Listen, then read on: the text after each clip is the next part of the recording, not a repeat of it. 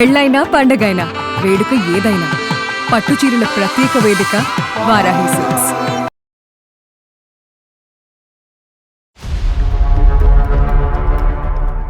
నిజం చెప్పాలంటే నేను ఒక దుర్మార్గపు తల్లిని అనుకోండి. నాలాంటి తల్లి ఈ కాలంలో కానీ ఏ కాలంలో కానీ ఉండదు. ఎంతో అహంకారంతో, డబ్బు గర్వంతో నా కన్న కొడుకును, నా పేరు బంధాన్ని దూరం చేసుకున్నాను సార్.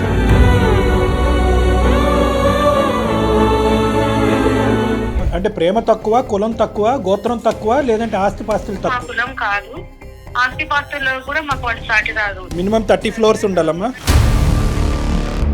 మా వారు ఎంతగానో సర్ది చెప్పారు. ఆయన చెప్పే మంచి మాటలు నా చెవికి ఎక్కలేదు. అప్పుడు నా బంధాలను ఎంత దూరం చేసుకున్నానో ఇప్పుడు అర్థమవుతుంది. అదే బెంగతో, అదే బాధతో ఆయన చనిపోయారండి. మానసికమైన వేదనకు మందే లేదని నిరూపించడానికి ఆయన వెళ్ళిపోయారు. కానీ నేను వాళ్ళ ఇంట్లో కూడా రాలేదు. ఆయన శవాన్ని చూడడానికి ముట్టుకోవడానికి కూడా నేను ఒప్పుకోలేదు. ఎన్నో నేరాలు ఘోరాలు చేసిన వాళ్ళకు కూడా క్షమార్పణ అనేది ఉంటుంది సార్. మీరు ఎలాగైనా చేసి వాళ్ళతో మాట్లాడి మాట్లాడించండి. అమ్మా క్షమిస్తాడు, తండ్రిని తెస్తారా, మీ భర్తను తేగలరా? దానికి నేను సమాధానం చెప్పలేదు సార్. మీ మదరు మాకు మెయిల్ చేశారండి. మా మదరా? నాకు ఎవరు లేరండి. మా నాన్నగారు చనిపోయినప్పుడే మా అమ్మగారు కూడా చనిపోయారు. ఉన్నాను రా, ఇంకా బతికే చచ్చిపోలేదు. నన్ను బతికుంటే చంపేయకు. పెళ్లి చేసుకుని నీ దగ్గరికి వచ్చినప్పుడు ఏమైంది ఆ ప్రేమ? నీ బిడ్డలాగా చూసుకున్నాను. నీ దగ్గరకు వస్తాను. నేను డబ్బు, చుట్టూ ఉన్న జనం, పరువు, ప్రతిష్ట, కులమే గుర్తొచ్చింది అప్పుడు ఆమెకి.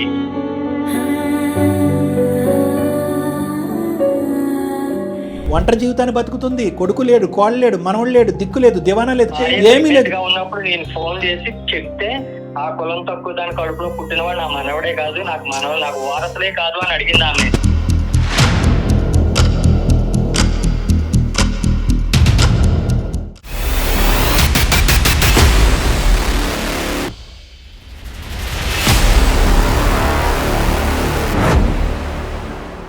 సుమన్ టీవీ అందమైన జీవితం కార్యక్రమానికి స్వాగతం. ప్రస్తుతం మనతో పాటు ఉన్నారు ప్రముఖ సైక్రియాటిస్ట్ డాక్టర్ కళ్యాణ్ చక్రవర్తి గారు. డాక్టర్ గారు నమస్తే. ఇది ఒక డిఫరెంట్ స్టోరీ సార్. తల్లికి ఒక కొడుక్కి సంబంధించినటువంటి వ్యవహారం. పూర్తి డీటెయిల్స్ ఆమెను అడిగి తెలుసుకుందాం. తప్పకుండా మేడం. ఆమె పేరు వచ్చేసి భానుమతి గారు సార్. మేడం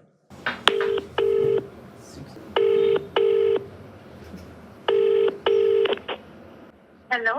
అమ్మా నమస్తే అమ్మా. భానుమతి గారు. హలో. అమ్మా భానుమతి గారేనా? అవునండి, మీరెవరు? అమ్మా నేను నిరుపమ, సుమన్ టీవీ అందమైన జీవితం కార్యక్రమం నుంచి కాల్ చేస్తున్నానమ్మా.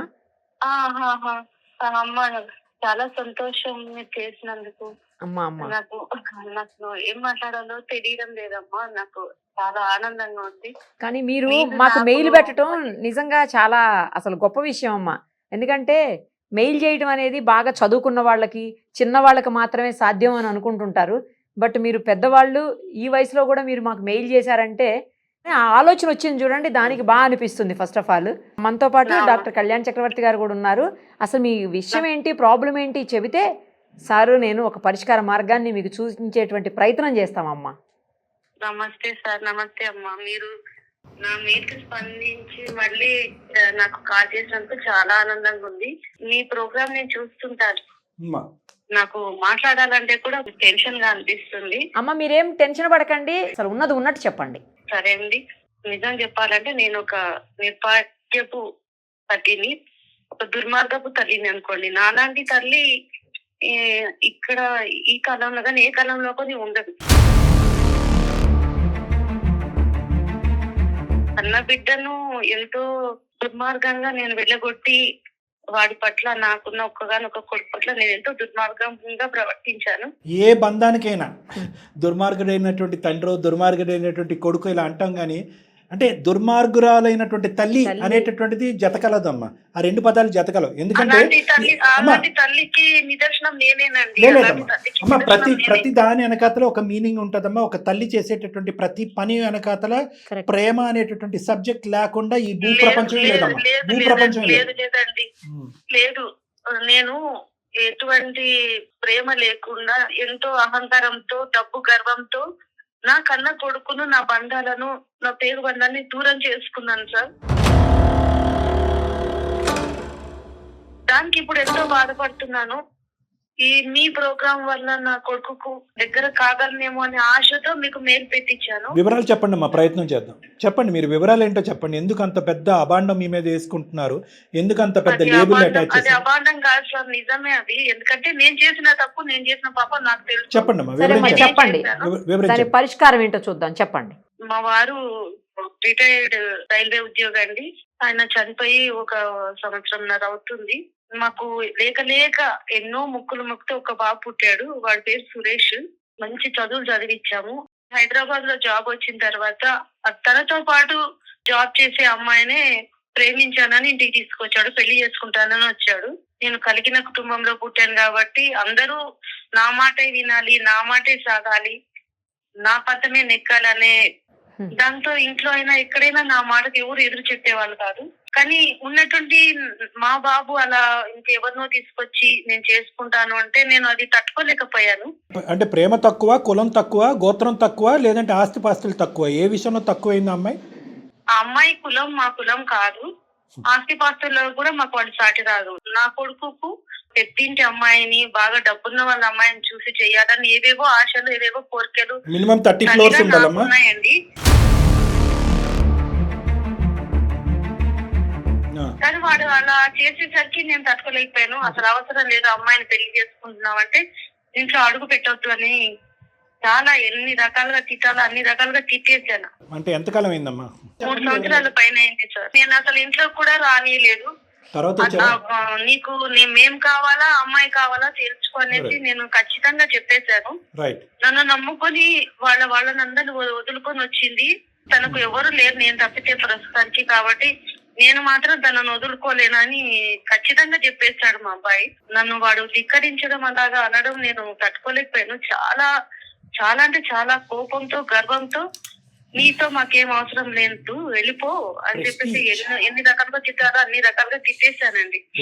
తిట్టేస్తే వాడు పాపం చాలా బాధపడుతూ వెళ్ళిపోయాడు. మా వారు ఎంతో వారించాలని, ఓపికగా ఉండు, వద్దు, మనకున్నది ఒక్కగానొక్క కొడుకు, వాడిని దూరం చేసుకోవద్దు, ఏమైంది డబ్బు లేకపోతే మనకుంది కదా, కులాలు మతాలు ఈ రోజుల్లో కూడా పట్టించుకుంటారా అని మా వారు ఎంతగానో సర్ది చెప్పారు. ఆయన చెప్పే మంచి మాటలు నా చెవికి ఎక్కలేదు అప్పుడు. కానీ ఇప్పుడు అవి తలుచుకుంటుంటే నేను ఎంత పెద్ద పొరపాటు చేశాను, ఎంత నా బంధాలను ఎంత దూరం చేసుకున్నానో ఇప్పుడు అర్థమవుతుంది.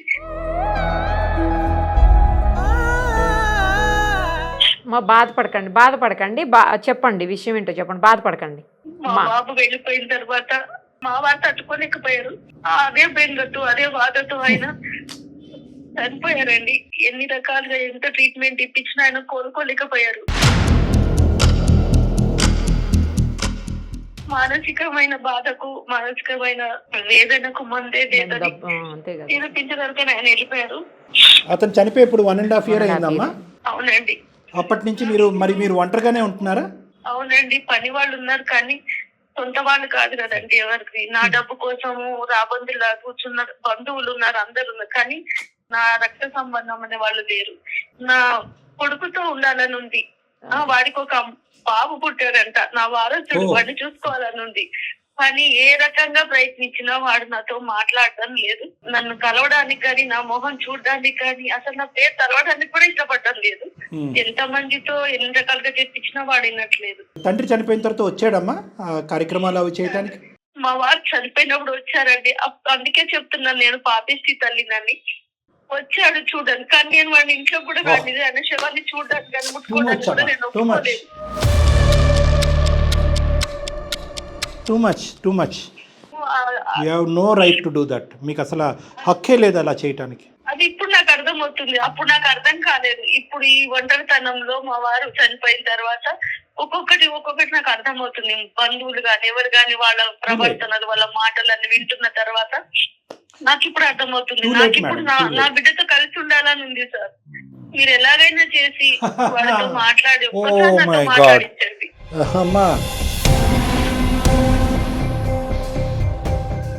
దేనికన్నా కూడా ఒక హద్దు పద్దు ఉంటుందమ్మా. టూ లేట్ అమ్మా, టూ లేట్. ఈ రోజు ఒక్కసారి ఇప్పుడు ఎన్నో నేరాలు ఘోరాలు చేసిన వాళ్ళకు కూడా క్షమాపణ అనేది ఉంటుంది సార్. నేను కన్న తల్లిని, నేను క్షమించమని అడుగుతున్నాను. ఒక్కసారి కన్న తల్లి అని వాడు నేను పెద్దదాన్నైనా బుద్ధిలో చిన్నదాన్ని అయిపోయాను, కానీ వాకైనా ఒక పెద్ద మనసు చేసుకుని ఈ కన్న తల్లిని క్షమించమని చెప్పండి సార్. అమ్మ క్షమిస్తాడు, తండ్రిని తెస్తారా, మీ భర్తను తేగలరా? దానికి నేను సమాధానం చెప్పలేను సార్. పశ్చాత్తాప పడుతున్నాను. పశ్చాత్తాపానికి మించిన శిక్ష లేదు అని అంటారు. నన్ను ఏం చేయమన్నా నేను చేస్తాను. వాడి కాళ్ళు పట్టుకొని క్షమించమని అడగమన్నా అడుగుతాను సార్. నేను వద్దమ్మా ప్లీజ్, దయచేసి ఆ తల్లి అనేటటువంటి పేరుకి, ఆ బిరుదుకి ఈరోజు మీరు ఇంకా దిగజార్చే ప్రయత్నం చేయొద్దు. మీ కొడుకు కాలు మీరు పట్టుకోవటం ఏంటమ్మా? ఇంకా ఆయుష్ తగ్గాలి ఆ బిడ్డది. నేను అనేది ఏంటంటే at the end of the day నేను తప్పు చేశానా, నేరం చేశానా, ఘోరం చేశానా అనే సబ్జెక్ట్ కాదు. ఎన్నో ఘోరాలు చేస్తున్నటువంటి పరిస్థితుల్ని మీరు సద్మనుగు చేసి ఒక పరిష్కార మార్గం చూపెట్టారు సార్. మీరు ఇది అది అని మీరు అంటున్నారు కదా, దేనికైనా కూడా ఒక హద్దు పద్దు అనేటువంటిదమ్మా. అదే ముఖ్యమైనటువంటి అంశం మనస్సు. ఈరోజు మీ అబ్బాయి మనసు గాయపడింది. ఈరోజు గట్టిగా మాట్లాడితే ఈరోజు ఆ అబ్బాయి తప్పు చేసింది ఏంటమ్మా? ప్రేమించడం తప్ప? సరే ప్రేమించాడు, ఒకరోజు క్షమించరు, 2 రోజులు క్షమించరు, 3 రోజులు క్షమించరు, జీవితాంతం క్షమించకుండా బయటపెట్టి ఈరోజు మీ భర్త గారు కానీ మీ పక్కన ఉంటే కనుక మీ అబ్బాయి కావాలని మీరు మాకు ఫోన్ చేసి ఉండేవారా? మీ అబ్బాయి ఎప్పుడైతే ఇంట్లోంచి వెళ్ళిపోయాడో, మా అబ్బాయి నా మాట వినట్లేదండి, నన్ను పట్టించుకోవట్లేదండి, నాకున్న ఒక్క కొడుకు లేక కన్నటువంటి నా కొడుకు నా వైపు కన్నెత్తు కూడా చూడట్లేదు, ఒక మాట కూడా మాట్లాడట్లేదు అని చెప్పి మీ భర్త గారు ఉన్నప్పుడు ఎప్పుడూ కూడా మీరు మాకు ఫోన్ చేయలేదు. దానికి సంబంధించిన అంశానికి ఆ పరిష్కార మార్గం మీరు చూడలేదు. ఎప్పుడైతే కనుక ఒంటరితనం, భానుమతి గారు వినండి, నా మాట వినండి. మీ మాట నాకు పూర్తిగా అర్థమైంది మేడం. ఒక తల్లిగా మీ మీద నాకు పూర్తి గౌరవం ఉన్నా కూడా ఒక మనిషిగా మీరు చేసినటువంటి తప్పిదం మీద నాకు చాలా కోపం ఉంది. మీ అబ్బాయి మనసు ఎలా రగిలిపోతుందో, ఎలా బాధపడుతుందో, ఎందుకంటే పరోక్షంగా మీ అబ్బాయి కూడా మీ భర్త యొక్క మరణానికి ఒక కారణం అయ్యాడు అనే బాధతో కూడా అబ్బాయి ఉండుంటాడు. ఇప్పుడు నేను ఒకటే అన్నాను, ఈరోజు మా దగ్గర రావటం గురించి ప్రధానమైన కారణం ఎందుకు వచ్చారమ్మా? ఒంటరితనమైన క్యాన్సర్ని మీరు భరించలేక మీరు మా దగ్గరకు వచ్చారు. ఒక మనిషికి అహంకారం తగ్గాలి అంటే మనుషులు చచ్చిపోవాలి అంటే కనుక తప్పమ్మ.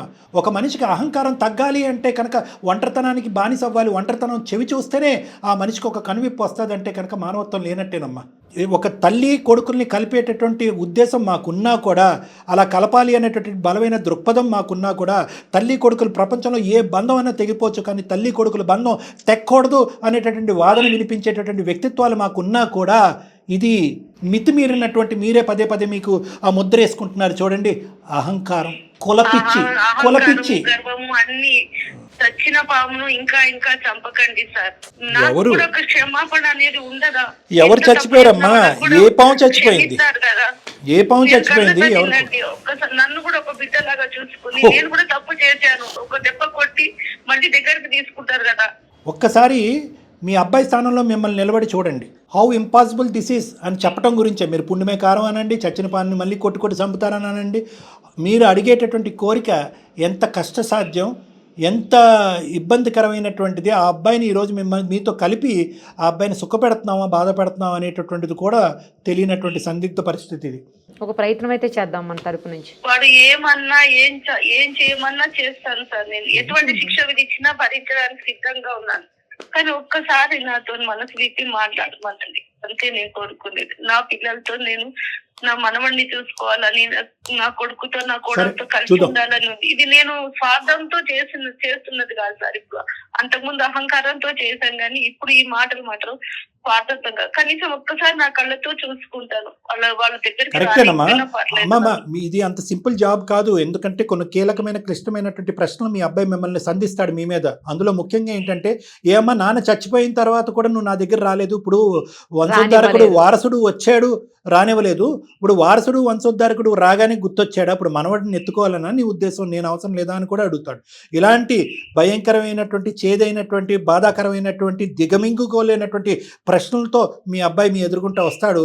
ఆ ప్రశ్నలు భరించడానికి, ఆ సమాధానాలు చెప్పడానికి మీరు రెడీ అంటే మేము రెడీ. చెప్తున్నారు సార్, వాడు ఎటువంటి మాటలు అన్నా, ఏం తిట్టినా, ఏ శిక్ష వేసినా సిద్ధంగా ఉన్నాను సార్. ఓకే మేడం, మాట్లాడదాం సార్ ఒకసారి. తప్పకుండా. అమ్మ నంబర్ ఇస్తారా లేకపోతే మీరు కలుపుతారా? ఎట్లా నంబర్ ఇస్తాను, మీరే చేయండి. నేను చేస్తే, నేను మాట్లాడితే వాడు ఎత్తాడు నా ఫోన్. సరే అమ్మా. మీ నెంబర్ ఇవ్వండి మేడం. మేడంకి మీ అబ్బాయి పేరమ్మా భానుమతి గారు? సురేష్ అండి. సురేష్ గారు. Okay right, 1 second. చెప్పండి అమ్మా, నంబర్ చెప్పండి. ఓకే, లైన్లో ఉండండి అమ్మా.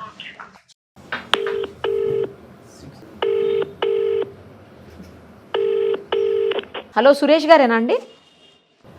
అవునండి, చెప్పండి. ఎవరు? నేను నిరుపమ, సుమన్ టీవీ నుంచి మాట్లాడుతున్నానండి, అందమైన జీవితం కార్యక్రమం నుంచి. నాకెందుకు కాల్ చేశారు మేడం? మీ మదరు మాకు మెయిల్ చేశారండి, భానుమతి గారు. మా మదరా? ఆ, నాకు ఎవరు లేరండి. మా నాన్నగారు చనిపోయినప్పుడే, మా అమ్మగారు కూడా చనిపోయినప్పుడే. నాకు ఎవరు లేరండి, నా వైఫ్ నేను అంతే. సురేష్ గారు, మీ మదర్ కూడా లైన్లోనే ఉన్నారు, దయచేసి అలా మాట్లాడకండి. అయ్యో, అలాంటి వాళ్ళు ఎవరు లేరే మేడం నాకు.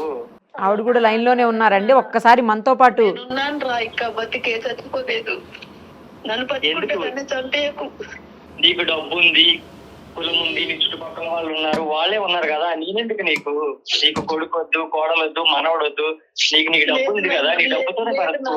నాకు బుద్ధి వచ్చిందిరా, అవన్నీ చూసుకుని అమ్మను కాదురా ఇప్పుడు. అవన్నీ పోయి, ఆ గర్వం అన్ని అడిగిపోయి, ఏం లేకుండా మీ ప్రేమ కోసం మల్లాడిపోతున్నాను. నేను పెళ్లి చేసుకొని వచ్చినప్పుడు నన్ను కట్టుబట్టలతో బయటకు తరిమేస్తావు నువ్వు. నాన్న చనిపోయినప్పుడు కూడా నువ్వు నన్ను చూడడానికి కూడా రానివ్వలేదు, ఆయన కార్యక్రమాలు కూడా నన్ను చేయనివ్వలేదు. నువ్వు పెద్ద మనుషులందరూ వచ్చి చెప్పిన తర్వాత, నిన్ను తిట్టిన తర్వాత నువ్వు అది కూడా చేయనిచ్చావు. అది కూడా అయిపోయాక నన్ను గడప కూడా తొక్కనివ్వలేదు. అటు నుంచి అంటే నేను ఇంటికి వెళ్ళిపోయినా ఒక అనాథలాగా. అలా అయితే నేను అనాథలాగా వెళ్ళిపోయినా నేను అలానే బ్రతుకుతా, నా భార్య నా పిల్లవాడితో. నాకు నువ్వు అవసరం లేదు ఇప్పుడు. నాకు అలాంటి వాళ్ళు ఎవరు లేరు మేడం, నాకు ఎవరు అవసరం లేదు కూడా. నాకు ఎవరితోటి సురేష్ గారు మనతో పాటు డాక్టర్ కళ్యాణ్ చక్రవర్తి గారు ఉన్నారు, ఒక్కసారి సార్ మీతో మాట్లాడతారండి. కళ్యాణ్ చక్రవర్తి అయితే ఏంటి, ఎవరికి అతనికి ఎవరు నాన్న, నేను నీ స్థానంలో నిలబడే ఇప్పుడు వరకు మీ అమ్మగారితో మాట్లాడాను. ఒకే ఒకరు కేవలం మా గురించి ఒక 2 నిమిషాలు టైం కేటాయించినా నిన్నేమి ఇక్కడ బలవంతం చెయ్యం. ఎందుకంటే కనుక ఈరోజు ఈ ప్రోగ్రాం చూసేటటువంటి ప్రేక్షకులు, వినేటటువంటి ప్రేక్షకులు ఎవరన్నా ఉంటే కనుక బహుశా చెరి సమానంగా ఉంటారేమో అని అనిపిస్తుంది ఈ సబ్జెక్ట్కి. కొంతమంది తల్లే కదా క్షమించండి అని కొంతమంది మాట్లాడితే, అరే కొడుకు బాధను అర్థం చేసుకోవాలన్నటువంటి తల్లి కూడా తల్లేనా, తండ్రి యొక్క ఆఖరి చూపు చూడనివ్వకుండా అడ్డుపడేటటువంటి తల్లి కూడా తల్లేనా అనేటటువంటిగా మాట్లాడేటటువంటి 2 స్కూల్స్ ఉంటాయి ఇక్కడ. కాబట్టి నేను మాట్లాడే ప్రతి మాట, తీసుకునేటటువంటి ఆఖరి నిర్ణయం చాలా సెన్సిటివ్గా జాగ్రత్తగా తీసుకోవాల్సినటువంటి అవసరం ఉంది. నేను కానీ నిరుపమ మేడం గారు, దయచేసి నేను ఏమంటున్నానంటే ఎవరి ఇంగితానికి అది వదిలేద్దాం.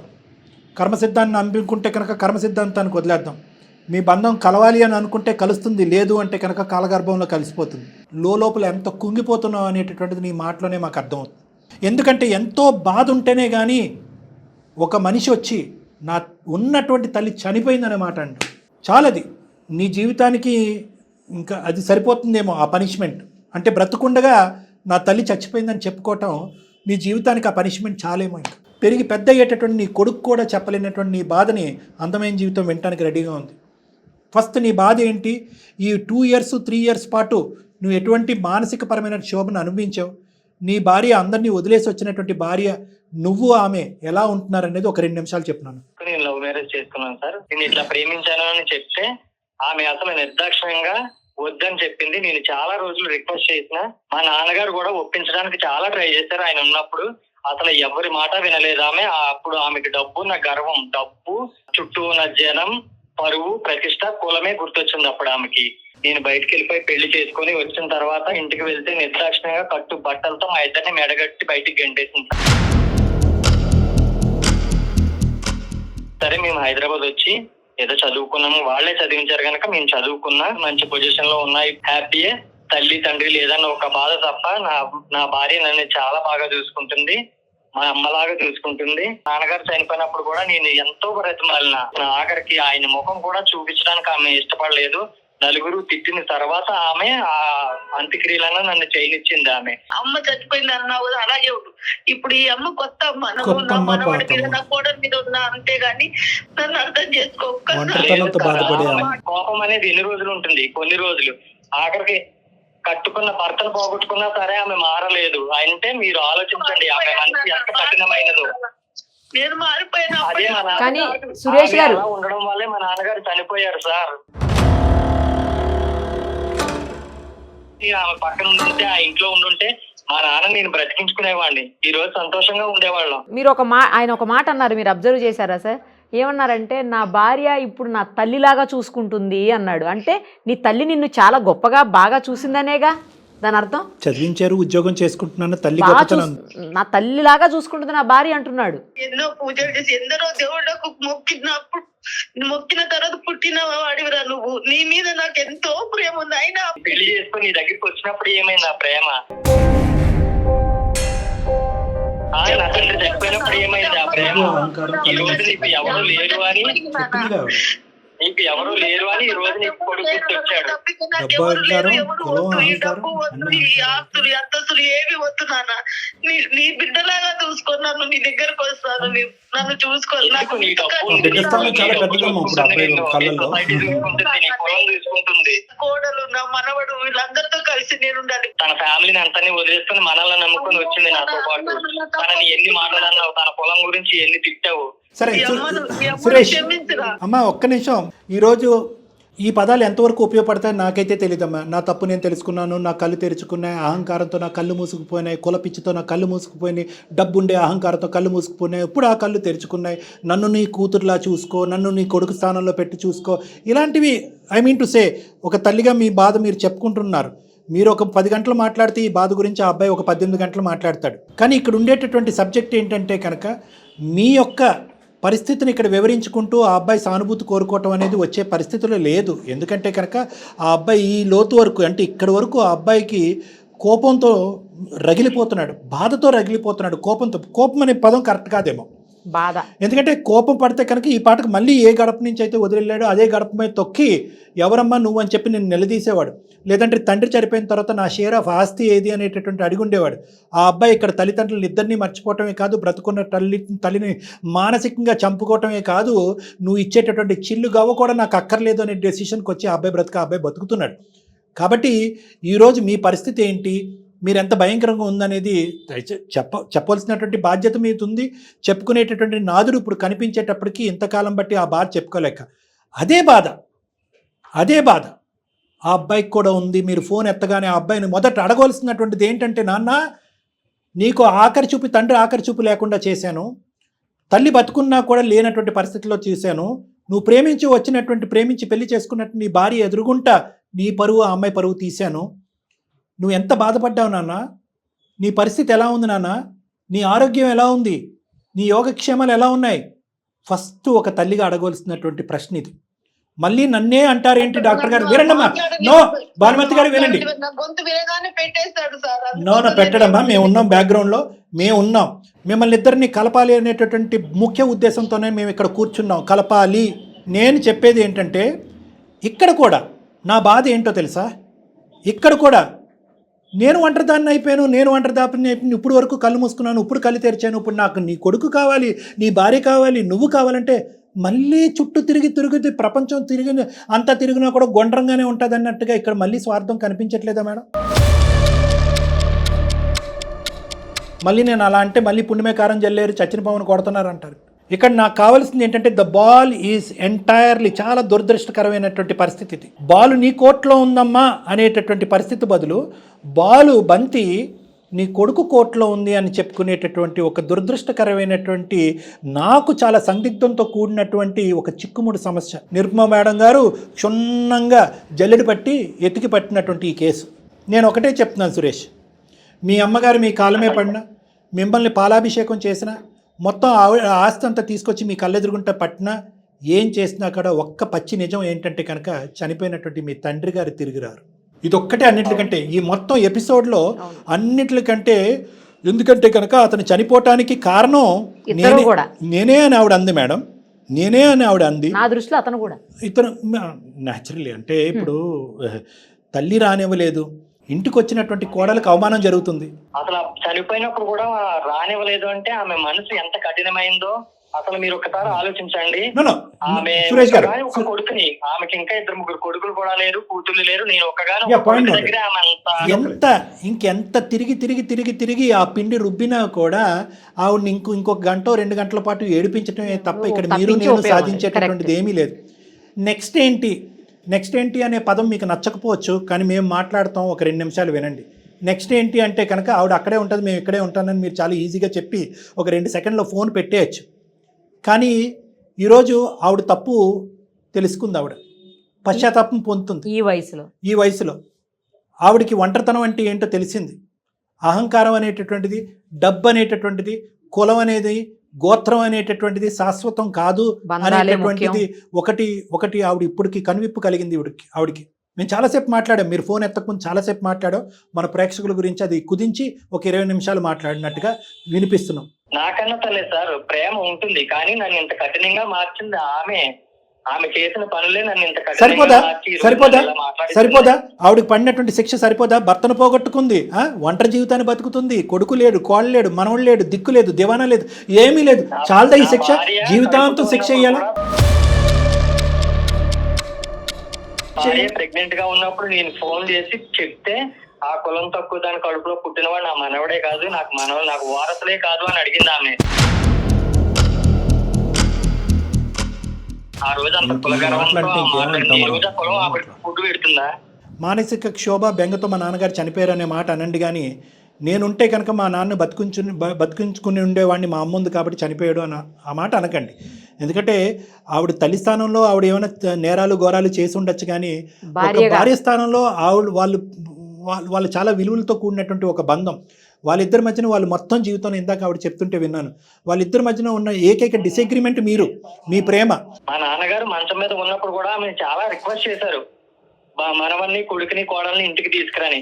ఆ టైంలో కూడా ఆమె కనకం చూపించకుండా ఆయన వదిలేసింది.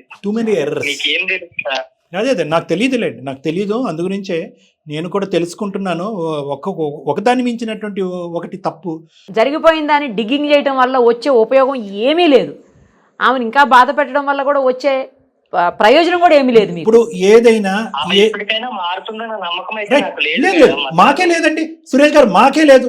ఇందాక నేనేమన్నాను, అమ్మ ఇప్పుడు కూడా నువ్వు స్వార్థం గురించే మాట్లాడుతున్నావు అని అన్నాను. మాకే లేదు. కానీ నేను ఒకటే అంటున్నాను, ఒక మనిషి మారిందా లేదా అనేటటువంటిది ఒక ఫోటోలా చూస్తే కాదు, ఒక సినిమాలా చూడాలి. మీరు కొంత టైం కేటాయించండి. ఎవరితో కర్మ మేము ఈ మాట ఒక నిమిషం భారమతి గారు, మీ యూజువల్గా భార్య భర్తలతో అంటాం, నా భార్య మారిందని గ్యారంటీ అంటే, భర్త మారింది గ్యారంటీ అంటే, అమ్మ ఒక 6 నెలల పాటు చూడమ్మా, ఇదే మాట 6 నెలల తర్వాత నీ భర్త అలాగే ఉంటే, నీ భార్య అలాగే ఉంటే కనుక సంతకాలు పెట్టి విడాకులు తీసేసుకోండి అని మేము అంటాం. కానీ ఎప్పుడు కూడా ఒక తల్లి కొడుకులు బంధానికి ఈ టైం లేని మేము అనం, అంటానికి వీలు లేదు కూడా. ఎందుకంటే భూప్రపంచం అంతమైన తర్వాత కూడా నిలిచేటటువంటి ఒక అద్భుతమైన బంధం అది. కానీ దురదృష్టం, పరిస్థితులు ఆ వరకు వచ్చినాయి. ఆవిడ తెలుసో తెలియకో, కళ్ళు మూసుకునో కళ్ళు తెరిచో చేయకూడనటువంటి తప్పులని చేసేసింది, చేయకూడనటువంటి అనకూడనటువంటి మాటలన్నీ అనేసింది.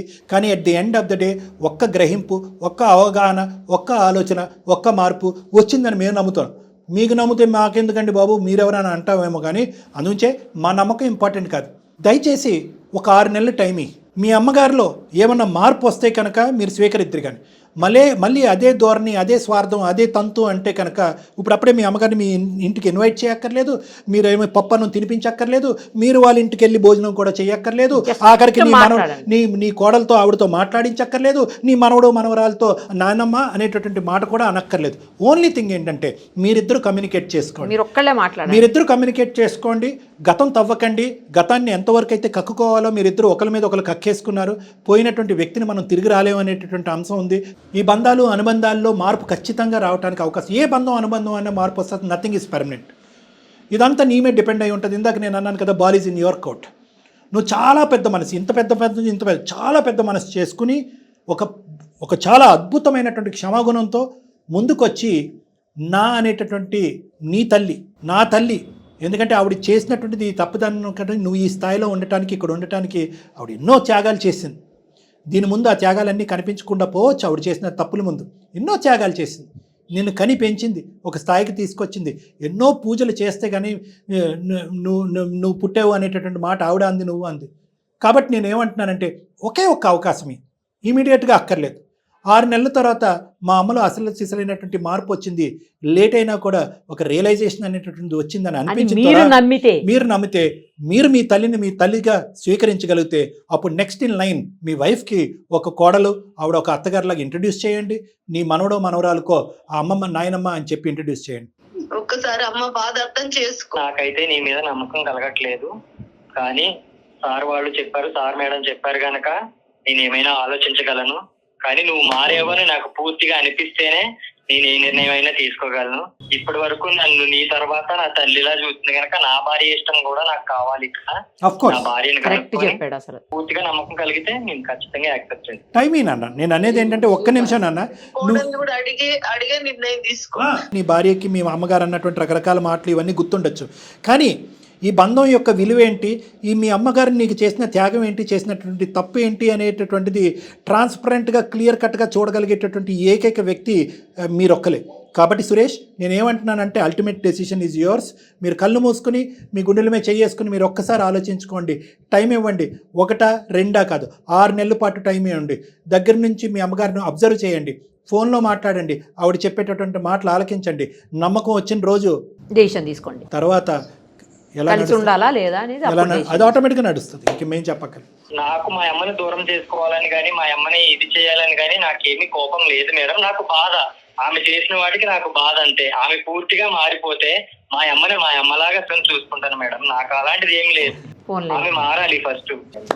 వెరీ గుడ్, సూపర్ అసలు మీరు సురేష్ గారు. అమ్మా, వాడి పిలుపు కోసం ఎదురు చూస్తూ ఉంటాను. నాలో మార్పు ఎలా ఉందో చూస్తాడు వాడే, అప్పుడు వాడే నన్ను దగ్గర తీసుకుంటాడని ఎంతో ఆశతో నమ్మకంతో ఎదురు చూస్తుంటాను వాడి కోసం. ఓకేనమ్మా, okay, very good, super super అమ్మా, అమ్మా. Thank you very right much అమ్మా, థ్యాంక్ యూ మేడం. కానీ అసలు అతని మనసు బలంగా గాయపడింది సార్, అందులో డౌట్ లేదు. ఇంకోటి ఏంటంటే తల్లి అనేటటువంటి ఒక బంధం మీద ఇన్ని మచ్చలు పట్టడం అనేది, ఒకేసారి ఇన్ని మచ్చలు పట్టడం అనేది, ఒక మచ్చ మనం తుడుస్తుంటే అబ్బాయి ఇంకో మచ్చ చూపెడుతున్నాడు. చూపిస్తున్నాడు. అవును. తండ్రి చనిపోవటం, లేదంటే కోడలను అంటాము, కులం మీద కులం గురించి మాట్లాడటము, మాట్లాడటం. ఇవన్నీ కూడా ఇన్ని మచ్చలు వచ్చేటప్పటికి ఏంటంటే మనకు ఒక సందిగ్ధ పరిస్థితి వచ్చింది. ఒక తల్లి అనే ప్రేమని, ఆ బంధాన్ని కాపాడాలి.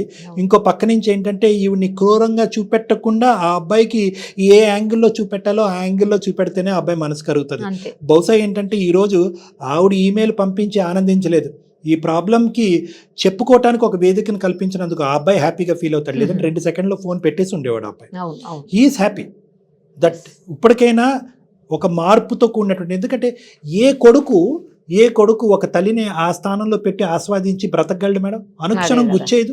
అవును. ఇప్పుడు భార్యాభర్తలు వాళ్ళు హ్యాపీగా ఉన్నారు కాబట్టి సరిపోతుంది. ఏమన్నా డిఫరెన్స్ వచ్చింది అనుకోండి, ఆ అమ్మాయి అనదు మీ అమ్మ అంతే నువ్వు అంతే అనేది. సో అతను ఒక సొల్యూషన్ ఎతుకుతున్నాడు. ఒక మార్పుతో కూడినటువంటి ఒక తల్లితో వెతికాడు. ఆఖరికి ఆ మార్పు ఈ రోజు కనిపించినట్టే కనిపించింది మనకి. చూద్దాం sir. Thank you so much.